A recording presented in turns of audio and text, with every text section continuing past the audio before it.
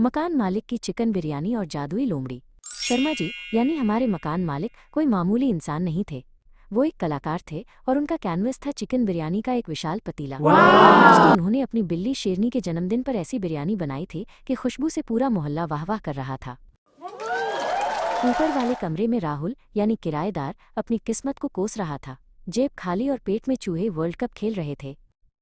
बिरयानी की खुशबू उसके मोए मोए मोमेंट को और भी दर्दनाक बना रही थी। काश शर्मा जी थोड़ी सी बिरयानी पार्सल कर देते, उसने सोचा। दुखी होकर राहुल अपनी छोटी सी बालकनी में आया। तभी झाड़ियों में कुछ हलचल हुई। एक लोमड़ी उसे घूर रही थी। इससे पहले कि राहुल उसे भगाता, लोमड़ी ने स्टाइल से कहा, क्या हाल है ब्रो? बिरयानी की खुशबू ने तो माहौल ही बदल दिया। राहुल की आंखें फटी की फटी रह गईं। मैं हूँ लैपी, एक जादुई लोमड़ी, और मुझे वो बिरयानी चाहिए, लैपी ने कहा। तुम्हारी मदद चाहिए ब्रो?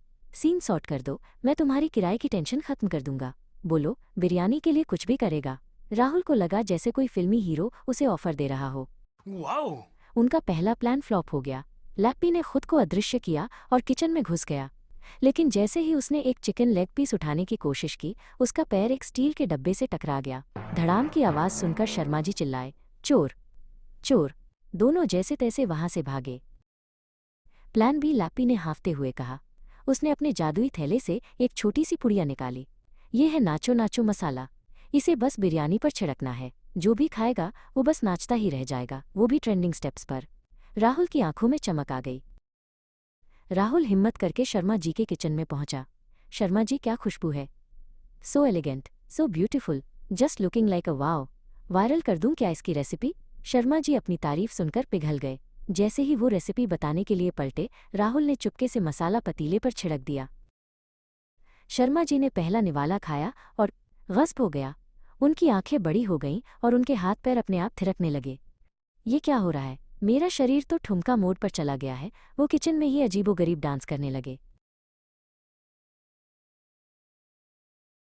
यही मौका था जब शर्मा जी अपने अनचाहे डांस में व्यस्त थे। राहुल और लैप्पी चुपके से अंदर आए और पूरा का पूरा बिरयानी का पतीला उठाकर चंपत हो गए। शर्मा जी नाचते नाचते बस उन्हें देखते रह गए। राहुल के कमरे में बिरयानी की दावत चल रही थी। लैप्पी और राहुल पेट पकड़कर हंस भी रहे थे और बिरयानी भी खा रहे थे। नीचे से शर्मा जी के नाचने की और बचाओ बचाओ की हल्की हल्की आवाज आ रही थी। पेट भरने के बाद लैप्पी ने अपनी जादुई छड़ी घुमाई। ये लो ब्रो, तुम्हारा इनाम। अगले दिन राहुल को अपने तकिए के नीचे एक लॉटरी का टिकट मिला, जिसमें ठीक उतने ही पैसे थे जितने किराए के लिए चाहिए थे। राहुल की तो खुशी का ठिकाना न रहा।